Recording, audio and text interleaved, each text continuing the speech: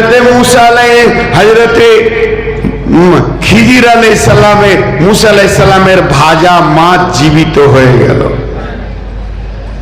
উজাইরের মরা গাধা জীবিত হয়ে গেল। ইউনুস মাছের পেট থেকে পৃথিবীতে এলো। যদি সে ইমানদার হয়, তার ভিতরে যদি 100% ইমান থাকে আল্লাহর উপরে, তাহলে ওই লোকটা এটাকে বিশ্বাস করবে। আর যদি সে বেঈমান হয়, এটাই তার হাসির কারণ হয়ে যাবে। একটা মাছকে আগে আঁশকে তুলে ফেলতে হয়, তারপরে মশলা মাখাতে হয়, তারপরে তাকে কেটে তার পেটের ভিতরে যা মাল আছে বের করে দেয়া হয়, তারপরে সেটা খাবার উপযুক্ত হয়। এই ভাজা মাছটা কেমন ভাবে জীবিত হয়ে গেল, এটা বেঈমানরা বুঝে আসবে না। এর জন্য আমার আল্লাহ বলেছেন, যালিকাল কিতাবু লা রাইবা ফীহি হুদাল লিল মুত্তাকিন। তোমরা যদি পরিপূর্ণ মুত্তাকি হতে পারো, তোমাদের ভিতরে যদি তাকওয়া হয়, তোমার ভিতরে যদি আল্লাহর ভয় হাজির হয়, তবেই তোমার জন্য হেদায়েতের দরজা খুলবে। আমরা মুত্তাকি হব। আজকে বায়ানের বিষয়বস্তু হচ্ছে মুত্তাকি। তাকওয়া পরেশগারি কাকে বলে, মুত্তাকির ডেফিনেশন কি, এই কথাটা আপনাদের সামনে বলবো। তাই সূরা বাকারার একটা আয়াত পড়েছি, শুধু উপস্থাপনায় দুটি কথা বলতে চাইছি। মুত্তাকিদের লাভ কত?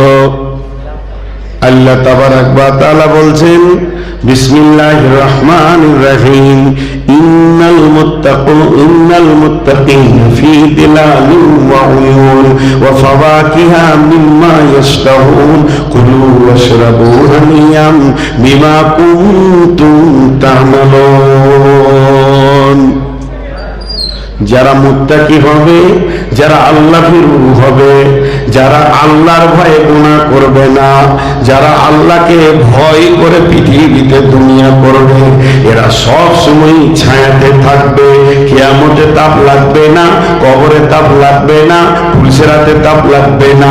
ফি জিলালিন ওয়া উয়ুন, এরা ছায়ার মধ্যে অবস্থান করবে, শুধু ছায়াতে অবস্থান করবে। এই পর্যন্ত শেষ নয়, এদের সামনে কুলকুল কুলকুল করে নদী বইবে। শুধু তাই নয়, এদের পান পাত্র থাকবে, এই পর্যন্ত শেষ নয়, এদের সামনে ফল ফ্রুট খাবারের ভান্ডার থাকবে। আল্লাহ তাবারাক ওয়া তাআলা বলছেন, কুলু ওয়াশরাবু, খাও এবং পান করো, এটা তোমাদের আমলের পরিবর্তে দেওয়া হয়েছে। যেহেতু তোমরা পৃথিবীর বুকে আল্লাহকে ভয় করে করে করে করে চলেছো, তোমরা মুত্তাকি হয়েছো, তার জন্য তোমাদেরকে সম্মান দেওয়া হয়েছে। মুত্তাকি। একটা বিষয়ের উপরে কথা বলছি, আমাকে আর কটা মিনিট এই উপস্থাপনার উপরে থাকতে দেন। আমাদের দিলে তো আল্লাহর ভয় নাই জি, আল্লাহর ভয় নাই। আমি চাইছি না যে আপনারা হো হো হো করে হাসেন, হাসাতে চাইছি না, কিন্তু কিছু কথা না বললে নয়। একটা জামানা ছিল, ছেলেপিলেরা বাপ চাচাকে ভয় করত, শিক্ষককে ভয় করত, মাদ্রাসার ওস্তাদকে ভয় করত, আলেম উলামা মসজিদের ইমামকে ভয় করত। এখন ভয়টাই নাই, কাউকে তাওয়াক্কা করে না। লম্বা করে সিগারেট ধরিয়েছে, গাল ফুলিয়ে ধোঁয়া ফুস করে ছাড়ছে। এমন সময় ওর বন্ধু বলছে, সিগারেটটা লুকা, মৌলানা সাহেব আসছে, মাদ্রাসার হেড মৌলানা আসছে। তবু ধোঁয়া ছাড়তে ছাড়তেই বলছে, আল্লাহকে ভয় করি না, তোকে কেন করবো? কত সাহস! কথাটা কি বলছে? অঙ্ক করলো না, অঙ্ক করলো না। আপনারা হাসবেন না, আল্লাহর রাস্তে বলছি। একবার কলমটা বের করে খাতাতে যোগ বিয়োগটা করেন, কি দাঁড়াচ্ছে অঙ্কে? আল্লাহ কি বলছেন? বিসমিল্লাহির রহমানির রহিম। মা ইয়ালফিজু মিন কাউলিন ইল্লা লাদাইহি রাকিবুন আতীদ। হে বিশ্ববাসী, তুমি এমন একটা কথা বলছো না, তোমার জবান দিয়ে এমন একটা শব্দ বেরোচ্ছে না যে শব্দটাকে সংরক্ষণ করার জন্য আমার সংরক্ষক রেডি রয়েছে। তুমি ভাবিও না তুমি কথা বলে দিচ্ছ আর কথাটা আসমানে উড়ে চলে গেল। বডিতে যতগুলো অঙ্গ আছে কোন অঙ্গের ব্যাপারে আল্লাহ এই রকম মেনশন করে কথা বলেনি। শুধু পার্টিকুলার একটা অঙ্গের ওপরে আল্লাহ কোরআন নাজিল করেছেন, আয়াত কয়েকটা নাজিল করেছেন। এক জায়গায় বলেছেন কুলু কাউলান সাদীদা, আর এক জায়গায় বলেছেন ওয়া কুনতুম ফাদিলু, এক জায়গায় বলেছেন সত্য নরম কথা বলো, এক জায়গায় বলেছেন ইনসাফ কথা বলো। তার মানে জবানকে বারবার আল্লাহ হুঁশিয়ারি দিয়েছেন। সেই হুঁশিয়ারির ভিতরে একটা হুঁশিয়ারি হচ্ছে আল্লাহ বলছেন ও গোলাম, তুমি যে কথাটা বলছো এটা আমার সংরক্ষণ করছে। এমনকি তুমি যদি শব্দ করো সেটাও সংরক্ষণ হয়ে গেছে। তাহলে ওই লোকটা যে বললো আমি আল্লাহকেই ভয় করি না, এটা একবার হিসাব করে দেখেন ওর লাইফ হিস্টোরিতে যেখানে কলম চলছে ওই জায়গায় লেখা গেল আমি আল্লাহকে ভয় করি না। কিন্তু কিয়ামতের মাঠে যখন ওই রিপোর্ট নিয়ে বিচার শুরু হয়ে যাবে তখন তুমি কি আল্লাহকে জবাব দেবে? জি, আল্লাহকে ভয় করো না। গোটা কোরআনে 10 পারা খালি ইতিহাস আছে, ইতিহাস, হিস্টোরি। একটু ধৈর্য ধরে শুনেন আপনারা, গোটা কোরআনে 10 পারা হিস্টোরি আছে, হিস্টোরি, ইতিহাস। ইতিহাস দুই রকম, একটা কালো ইতিহাস, একটা সোনালী ইতিহাস। একটা কালো ইতিহাস, একটা সোনালী ইতিহাস। ফিরাউন, নমরুদ, হামান, আপনার কিনা এদের মানে সাদ্দাত, এদের ইতিহাসগুলো কালো ইতিহাস, আর নবীদের ইতিহাসগুলো সোনালী ইতিহাস। তবে জেনে নেন বন্ধুরা, আমার বোঝানোর জন্য একটা উদাহরণ দিচ্ছি। যখন আপনার ইসিজি করা হয় হসপিটালে গিয়ে, যখন আপনাকে ডাক্তার রোগী মনে করবে তখন আপনাকে একটা বিছানায় শুইয়ে দেবে, হাত পায়ে আপনাকে তার লাগিয়ে দেবে, তারপরে আপনার এখানে বুকে হাত বোলাবে, আর একটা মেশিন আছে ওটাকে টিপে দেবে। ওই মেশিনটা চচ্চর চচ্চর করে একটা রিল বের করবে, ওই রিলে একটা কলম চলতে থাকে, কখনো কলমটা ডান দিকে যায়, কখনো বাম দিকে যায়, কখনো সিধা থাকে। যখন 2 মিনিট 1 মিনিট চালাবে তারপরে ওই রিলটাকে বের করে আপনার বডির হিস্টোরি বাইন করবে। কে না ডাক্তার, আপনার হার্টের অবস্থা এরকম, আপনার প্রেশারের অবস্থা এরকম, আপনার কিনা এই কমপ্লেন রয়েছে, এই দাঁত বলে দিচ্ছে। তেমনি বন্ধুরে আমরা যতগুলি মানুষ এখানে বসে আছি আল্লাহর হস্তে হাত দুটোকে ধরে বলছি একটিবার আমার কথার দিকে কান দেন। প্রত্যেকটা মানুষের একটা কলম রেডি আছে। যেদিন থেকে আমরা দুনিয়া করছি আমাদের হিস্টোরিতে একটা কলম চলছে। ওই কলমে কোনো সময় কালো কালি, কোনো সময় লাল কালি, কোনো সময় সোনালী কালি, কোনো সময় কালো কালি, এই দুটি কালি বের হতে রয়েছে। যখন আমি ভালো কাজ করব তখন আমার সোনালী কালি বের হবে, যখন আমার ইতিহাস নোংরা হবে তখন লাল কালি হবে। তার মানে কলম সংরক্ষকরা লিখতে রয়েছে, লিখতে রয়েছে, লিখতে রয়েছে। যেদিন কিয়ামত হবে সেদিন ওটাকে নিয়ে বিচার শুরু হবে।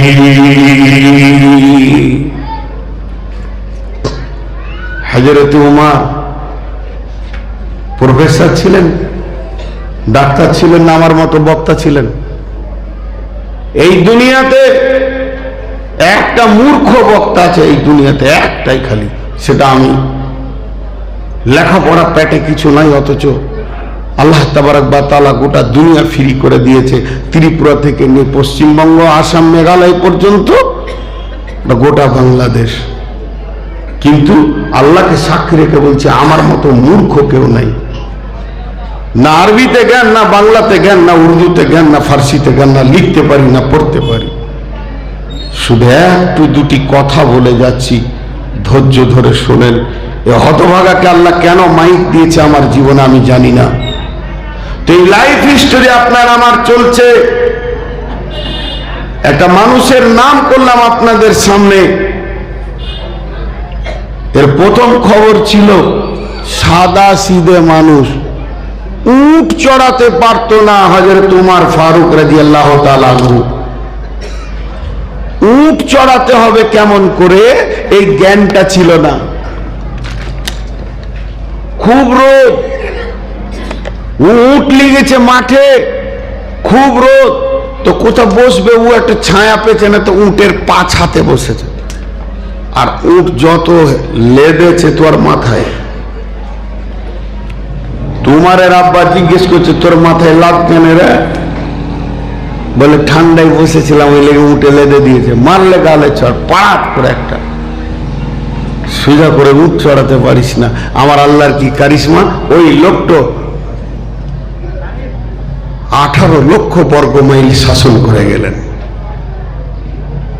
কি কোয়ালিফাইড লোক! কাকে আল্লাহ কি করেন!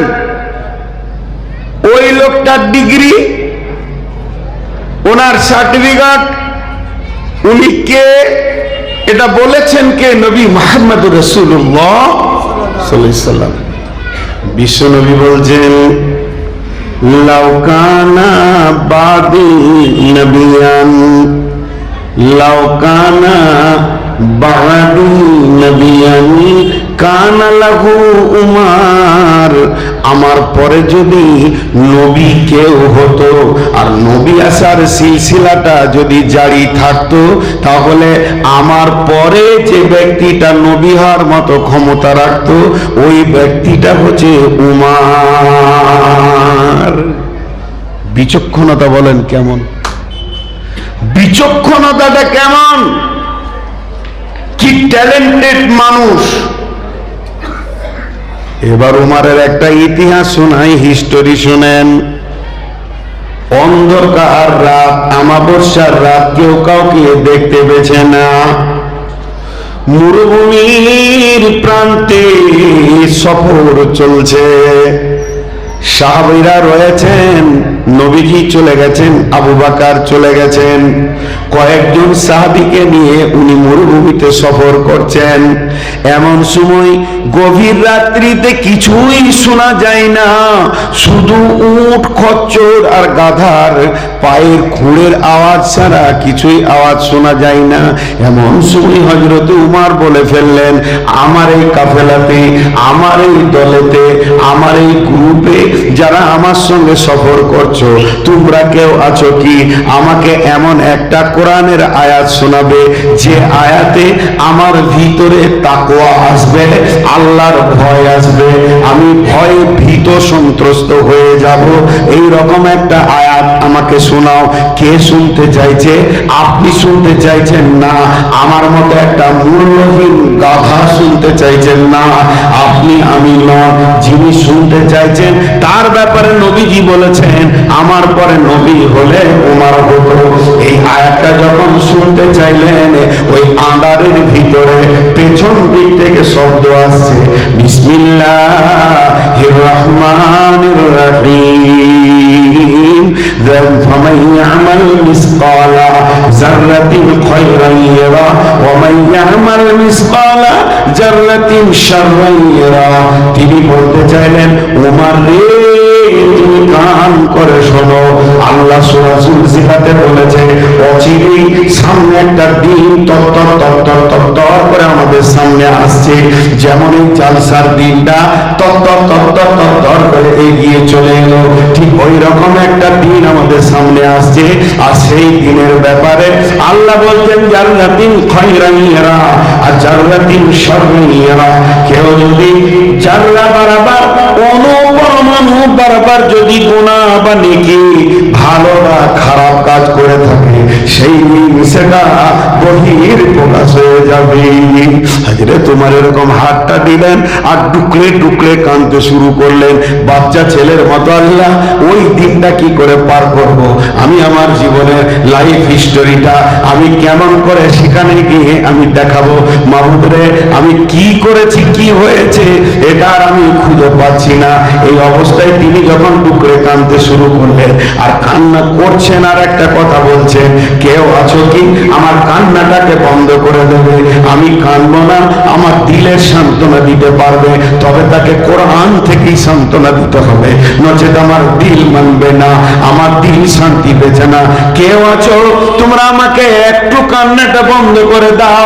একই কণ্ঠে পেছন দিক থেকে শব্দ আসছে, বিসমিল্লাহির রহমানির রহিম, লা তাকনাতু মির রাহমাতিল্লাহ। উমর রে, তুমি চিন্তা করো না, আল্লাহ বড় মেহেরবান। নিজেকে হতাশ করো না, আল্লাহর রহমত থেকে নিজেকে বঞ্চিত মনে করিও না, আমার রব বড় মেহেরবান। হযরত উমর বলে ফেললেন, কে গো আয়াত দুটা শোনালে কে? তো এই দলে কি আব্দুল্লাহ ইবনে মাসউদ আছে নাকি? হযরত আব্দুল্লাহ ইবনে মাসউদ কাঁদা কাঁদা কণ্ঠে বলছেন, আমিরুল মুমিনিন, আমি হতভাগা আব্দুল্লাহ ইবনে মাসউদই আয়াত দুটো পড়েছি। যেহেতু আল্লাহর নবী আব্দুল্লাহ ইবনে মাসউদের ব্যাপারে বলেছিলেন ইনি হলেন কোরআনের মুফাসসির, আব্দুল্লাহ ইবনে আব্বাস রাদিয়াল্লাহু তাআলা আনহু ইনি হলেন কোরআনের মুফাসসির। বিশ্বনবী যটা সাহাবীকে কোরআনের মুফাসসির বলে গেছিলেন তার মধ্যে একটা হচ্ছে আব্দুল্লাহ ইবনে মাসউদ রাদিয়াল্লাহু তাআলা আনহু।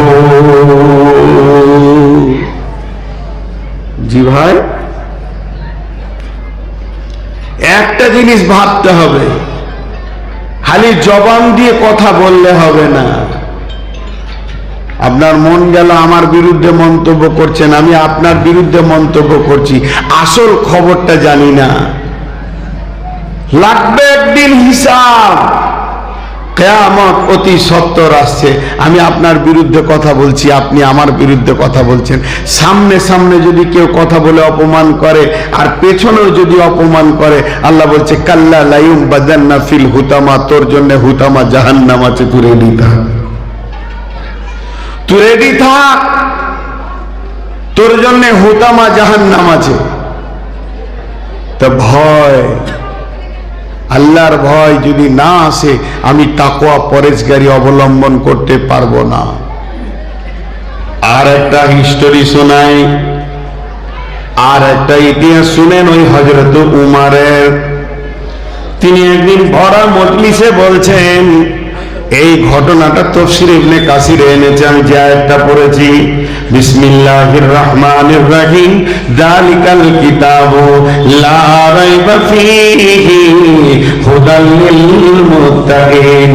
এই কিতাবের মধ্যে কোনো সন্দেহ নাই, কিতাবটা হলো মুত্তাকিদের জন্য হেদায়াত, খোদা ভীরুদের জন্য হেদায়াত, আল্লাহ ভীরুদের জন্য হেদায়াত। এই আয়াতটা তাফসীর করতে গিয়ে একটি ঘটনা এনেছেন।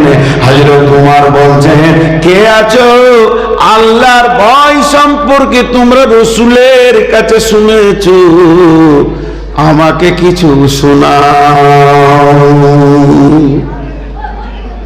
এই মজলিসে আমি বলছি, হাজি এতগুলো লোক আছেন, আল্লাহর ভয় সম্পর্কে কেউ কিছু জানেন? তা আমাকে একটু বলেন, আল্লাহর ভয় কাকে বলে? তাহলে কি হযরত উমর জানতেন না? বেশক জানতেন। শুনতে চাইছেন কেন? আমি যে কথাগুলো বলছি ইনি জানেন না, উনি জানেন না, ওনারা জানেন না, আপনারা জানেন না। নতুন বলছি, কোরআন নতুন নাজিল হচ্ছে, কিন্তু কোরআন এমন